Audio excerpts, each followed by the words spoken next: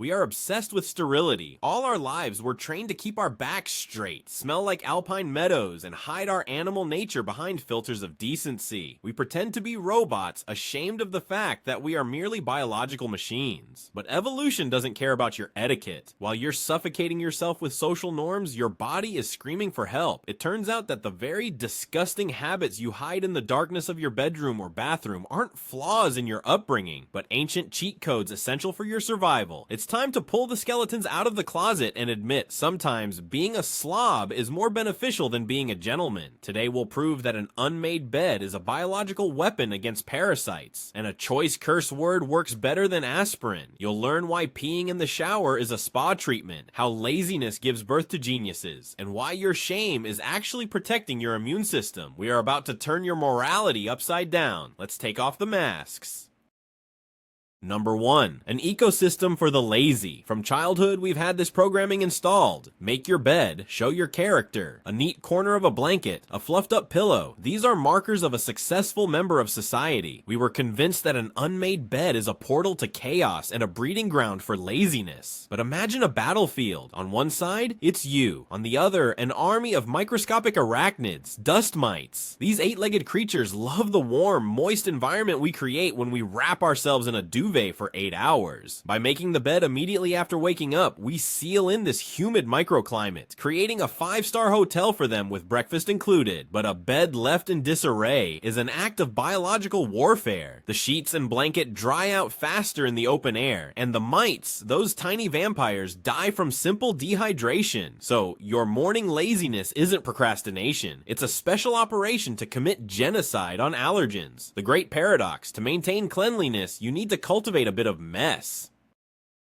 Number 2. The internal fungicide. Imagine an expensive spa, dim lights, soft music, and you're offered an exclusive foot treatment using a cream enriched with urea. You pay good money for this, feeling your skin become softer. Now, let's go back to your bathroom. You're standing under the hot shower spray, and your body gives you a signal. Public morality, that strict internal censor, screams, hold it in. It's unhygienic. It sounds barbaric, but it's just a free delivery of the very same active ingredient right to the target. Urea, present in a small concentration in urine, has antifungal and moisturizing properties. It's literally a ready-made solution for preventing athlete's foot, which loves to settle in the damp environment between your toes. Saving a few liters of water by not flushing the toilet is just a nice bonus. It's as if the universe built a free pharmacy into our system, but added a clause to the user agreement that makes us ashamed to use it.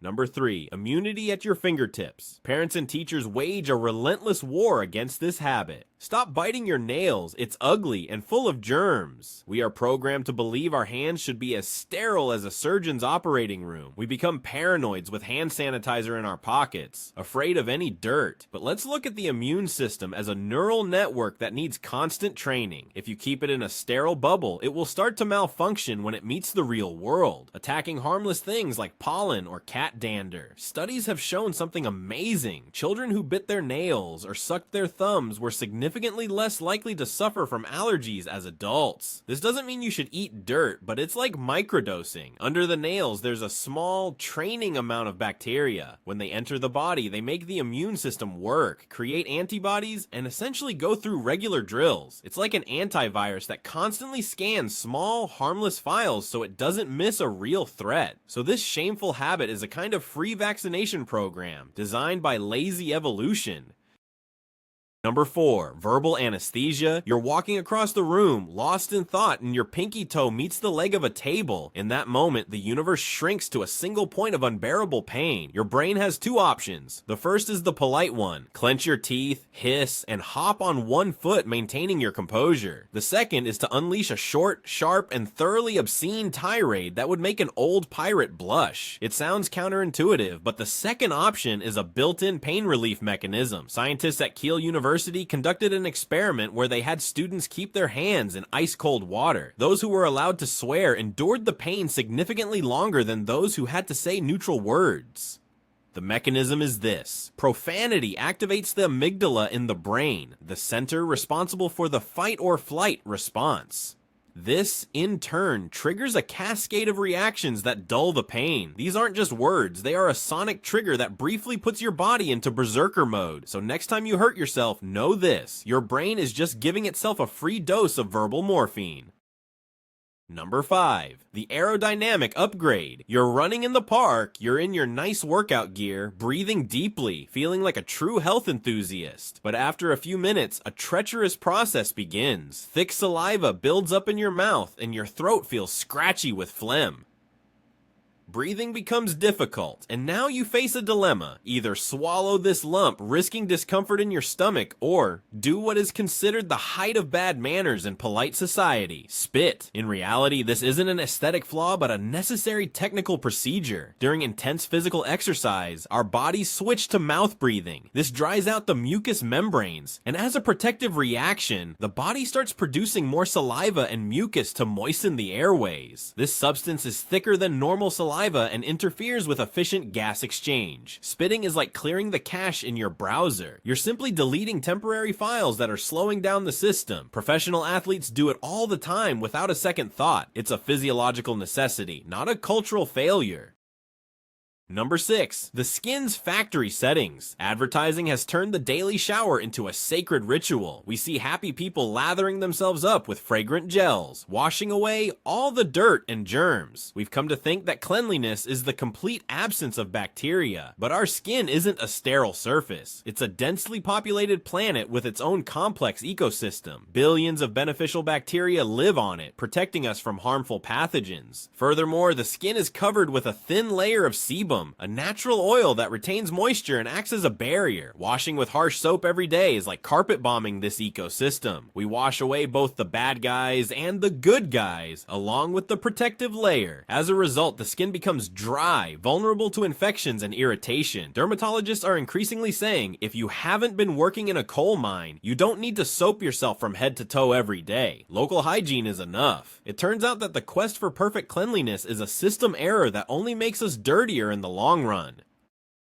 Number 7. Involuntary fitness. You're sitting in an office meeting. Everyone around you is frozen in serious poses, feigning maximum concentration. And next to you is a colleague who is constantly shaking their leg, clicking their pen, and swiveling in their chair. It's annoying. It seems like the person just can't control themselves. We're used to thinking of such behavior as a sign of nervousness or an attention deficit, but in reality, that person is a secret fitness enthusiast who doesn't even know it. This phenomenon is called NEAT, non-exercise activity thermogenesis. This is the energy we spend on any activity other than sleeping, eating, and dedicated workouts. People who are naturally more fidgety can burn up to 350 more calories a day than their calm colleagues. That's almost a full workout running in the background. While you sit still, their body is working like a small but efficient engine. It's a calorie burning shaker built into some people's firmware. Number 8. The forbidden immunomodulator. This is perhaps one of the most taboo topics. Picking your nose and eating the contents. That's completely beyond the pale in the public consciousness. We're taught from childhood that it's disgusting, but let's put on a lab coat and look at it from a biochemical perspective. Nasal mucus, or mucin, isn't just waste. It's a complex protein cocktail that works like a sticky trap for bacteria, viruses, and dust that we inhale. Some scientists, like the Austrian pulmonologist Friedrich Bischinger, have hypothesized that eating these boogers can be beneficial. When this weakened army of pathogens enters the digestive system, it acts like a natural vaccine. The immune system gets acquainted with the enemy in a safe, deactivated form and produces antibodies. It's like receiving an intelligence report on the enemy's plans without engaging in open combat. It sounds shocking, but from the perspective of evolution, which always looks for the laziest and most efficient paths, it's a perfectly logical mechanism. Number 9. Number 11. At this point. Number 13. The sacred art of doing nothing. Time is money, not a minute to spare. These slogans are hardwired into us. We fill every second of our day with tasks, courses, and podcasts. Lying on the couch staring at the ceiling seems like a crime against productivity. We fear boredom like the plague, but our brain operates in two modes. Like a laptop, there's the active mode when we're focused on a specific task, and there's a sleep mode, which isn't really sleeping at all. Scientists call it the default mode network. It activates precisely when we stop concentrating on something external and let our minds wander. It's in this mode that the brain processes information, connects different ideas, and delivers insights. Archimedes shouted, "Eureka!" not in a library, but in a bathtub. Newton discovered the law of gravity not while studying, but while resting under an apple tree. Productivity is not a sprint, it's a sine wave. Periods of laziness and doing nothing are not a bug, but a necessary system reboot, during which the most important updates are installed. Number 14, a short-term brain booster. Chewing gum is a symbol of frivolity and bad taste in formal settings. Teachers chide students for it, and bosses give chewing employees a side-eye. It seems like a pointless jaw movement. However, if you have an exam or an important presentation ahead, a piece of gum could be your legal cheat code. The act of chewing increases blood flow to the brain. More blood means more oxygen and glucose, which is the primary fuel for our neurons. Studies have shown that chewing gum can briefly, for about 15 to 20 minutes, improve cognitive functions, memory, concentration, and reaction time. It's like hitting the turbo button in a racing game just before a difficult turn. The effect is short-lived, but sometimes those few extra percentage points of performance are all you need to win. So it's not just a sweet treat, but a tool for temporarily overclocking your central processing unit. Number 15, the emergency pressure release. In polite society, burping is considered unacceptable, almost on par with flatulence. If it happens by accident, we apologize, blush, and feel embarrassed. We've been trained to suppress this reflex, viewing it as a sign of poor manners. But let's look at our stomach as a pressure cooker. When we eat or drink, especially carbonated beverages, we swallow air. This air accumulates in the upper part of the stomach, creating excess pressure. A burp is simply an emergency valve that releases this excess air. If this valve is constantly kept shut, the pressure will look for another way out. For instance, it might press on the sphincter between the stomach and the esophagus, causing stomach acid to flow back up. This condition is known as acid reflux or heartburn. So by suppressing one small, awkward moment, we risk a much more serious and unpleasant problem. It's a basic law of physics that is foolish to ignore because of social norms.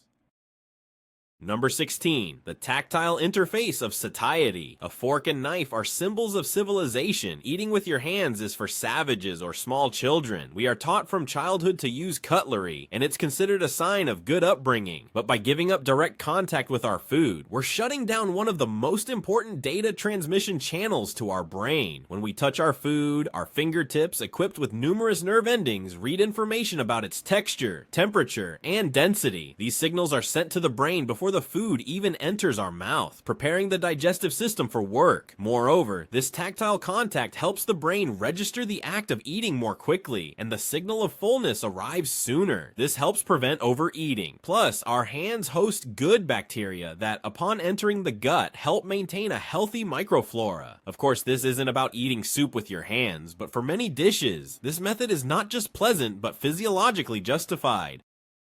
Number 17, the night mode for thermoregulation. We spend money on nice pajamas and nightgowns, considering them an essential part of the sleep ritual. For many, sleeping naked seems strange or even unhygienic. However, our body is a complex system with very precise thermoregulation settings. For high-quality, deep sleep, the body's temperature needs to drop slightly. Any clothing, even the lightest, interferes with this process, creating a greenhouse effect. When we sleep naked, the body more effectively releases excess heat. This not only improves the quality of sleep, but also stimulates the production of melatonin, the main hormone for sleep and youth. Furthermore, for certain parts of the body, constant exposure to the warmth and moisture created by underwear can be harmful, promoting bacterial growth. So sleeping without clothes isn't eccentricity, but a return to our body's factory settings for an optimal nightly recharge.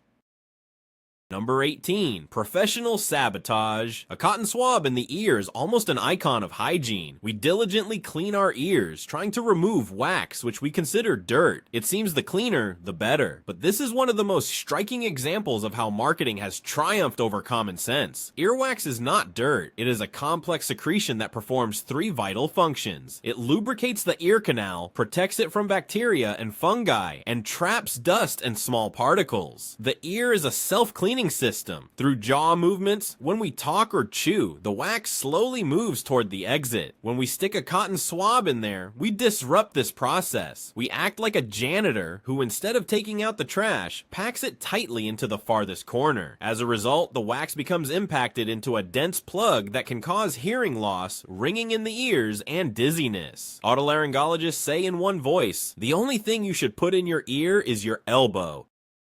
Number 19. The engine of another's progress. Envy is one of the 7 deadly sins. We're taught that it's a destructive feeling that poisons the soul. Don't be envious, just work harder yourself, we're told. We are ashamed of this feeling and hide it deep inside. But psychologists divide envy into 2 types. There's malicious envy, which makes you wish for your neighbor's misfortune. And then there's benign envy. This is when you see someone else's success and think, wow, I want that too, and I know I can achieve it. This kind of envy is a powerful motivational engine. It highlights our own desires and goals that we might not have even considered. It forces us to analyze another person's path to success and to work harder. It's like seeing a character in an online game with a cool sword, and instead of complaining about the game's imbalance, going out to grind for the resources to get one yourself. The key is to calibrate this internal compass correctly, not towards destroying what others have, but towards creating your own. Number 20. A training simulator for a neurosurgeon. Video games, especially shooters, have long been considered synonymous with wasting time and causing aggression. Parents grumbled that they make you dumb and ruin your eyes. But while the older generation saw only mindless shooting, the gamer's brain was undergoing intensive training. Scientists from the University of Rochester found that players of action games show significant improvements in cognitive abilities. They make decisions faster, can track more moving objects simultaneously, and are better at multitasking. Moreover, the fine motor skills honed on a gamepad or mouse turned out to be useful in the most unexpected fields. A study showed that surgeons who play video games in their spare time perform laparoscopic surgeries 27% faster and make 37% fewer errors. It turned out that saving virtual worlds is an excellent warm-up for saving real lives. Number 21. Black gold for the liver. Coffee is bad for you. It will ruin your heart. Don't drink more than 1 cup a day. We hear these scary stories all the time. Coffee has become almost synonymous with an unhealthy addiction that needs to be controlled. But numerous recent studies paint a completely different picture. Coffee is not just a stimulant, it's a true elixir rich in antioxidants. Regular consumption of coffee, in moderation of course, is associated with a reduced risk of a whole range of serious diseases. Coffee lovers are less likely to suffer from liver diseases, including cirrhosis, and also have a lower risk of developing Alzheimer's and Parkinson's diseases. It's like installing an additional firewall in your body's operating system. It doesn't provide 100% protection, but it significantly reduces the likelihood of an attack from the most dangerous viruses of aging. So that morning cup of coffee is not just a way to wake up, but a daily investment in the long-term health of your hardware.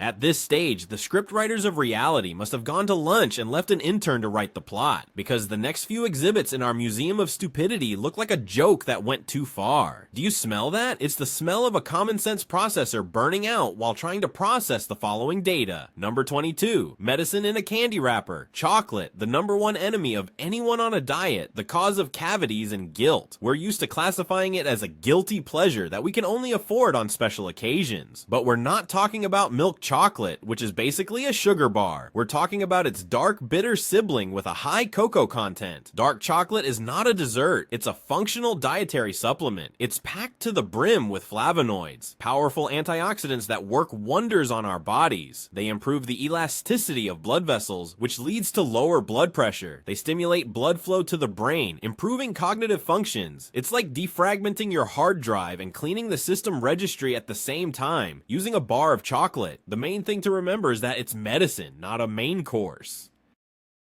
Number 23. An intellectual filter for cruelty. Dark humor is a territory for a select few. Jokes about illness, death, and disasters make most people feel awkward or judgmental. Fans of this kind of humor are often considered cynical, callous, and even aggressive. However, a study conducted at the Medical University of Vienna completely shattered this stereotype. Scientists found that people who appreciate and understand dark humor tend to have a higher IQ, both verbal and nonverbal. To get such a joke, the brain has to do complex cognitive work, process paradoxical information, see multiple layers of meaning, and detach from the tragic component. Moreover, fans of dark humor were found to have lower levels of aggression and bad moods. It turns out that the ability to laugh at the darkest sides of life is not a sign of cruelty, but a marker of a highly developed intellect and emotional stability.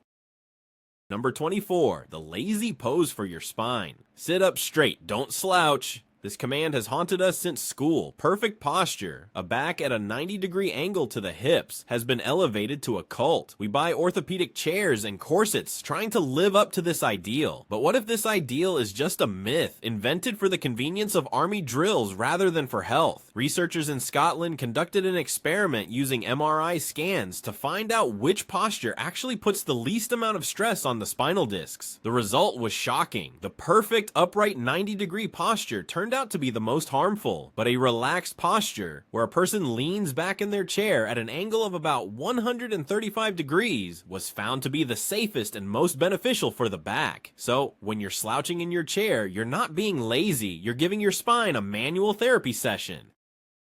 Number 25, the microbial riot in your armpits. Deodorant antiperspirant is the modern person's armor against one of the main social fears, the smell of sweat. We apply it every morning, blocking our sweat glands and believing that this is hygiene. But we are interfering with a highly complex ecosystem. Our skin, especially in the armpit area, is inhabited by a unique microbiome. When we use antiperspirants containing aluminum salts, we don't just block sweat, we wage chemical warfare. This changes the balance of bacteria. Studies have shown that after stopping the use of antiperspirant, the microbiome recovers, but it's often dominated by other, more smelly types of bacteria. In the long run, this can make the natural body odor even worse than it was before. It turns out we become dependent on a chemical crutch that ultimately only exacerbates the problem. Sometimes the best way to fix a system is to simply stop interfering with it.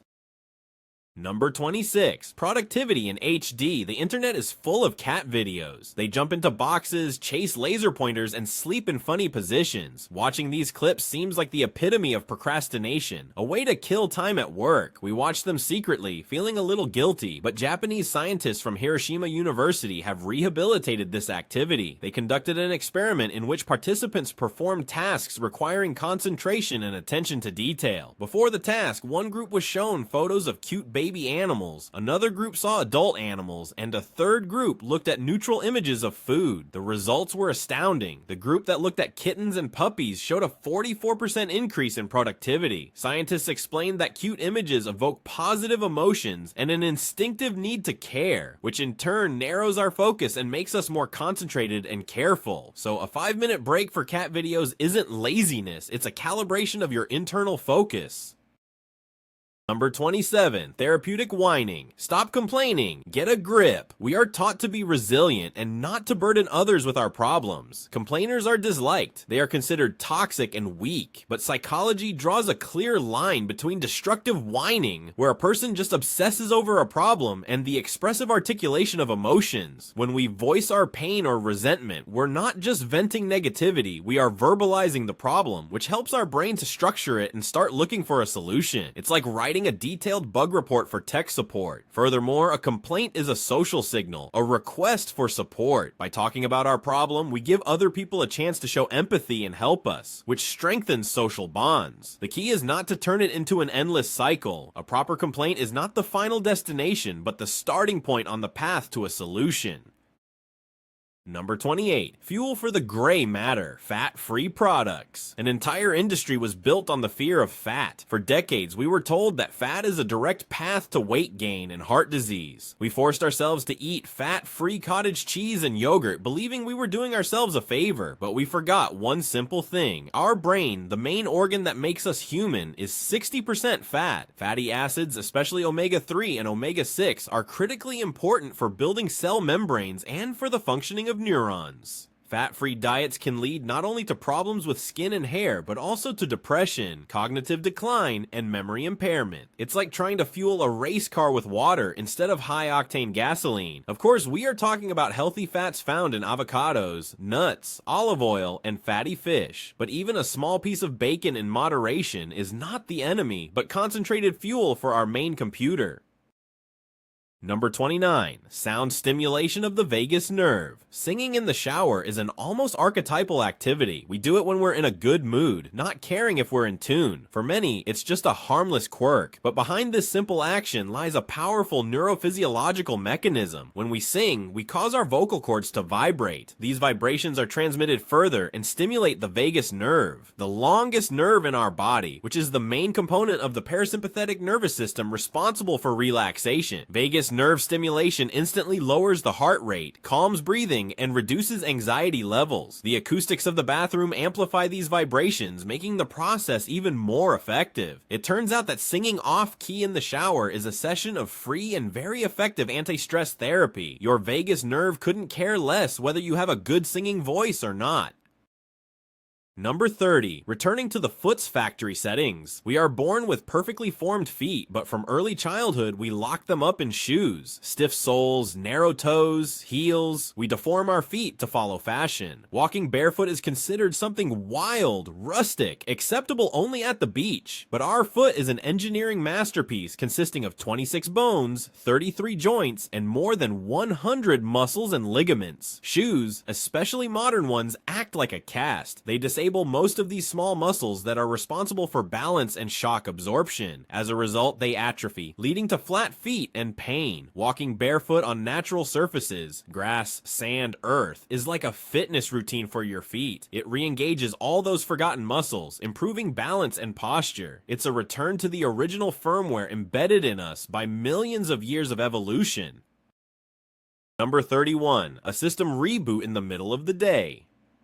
In our culture, a daytime nap is a privilege of children and the elderly. If an adult sleeps during the day, they are considered lazy or inefficient. We fight daytime sleepiness with liters of coffee and energy drinks, considering it a display of willpower. But this is a fight against our own biology. Our brain is not designed to operate at peak capacity for 16 continuous hours. A short 20-minute sleep, the so-called power nap, is not laziness but a smart strategy. It allows the brain to clear out accumulated fatigue toxins, reboot short-term memory, and restore concentration. Such a short nap doesn't enter the deep sleep phases, so you don't feel groggy afterward. Unlike after a long daytime nap, it is more effective than any energy drink because it doesn't borrow energy from the future, but actually restores the system. It's like hitting Control plus Alt plus Delete when your computer starts to slow down.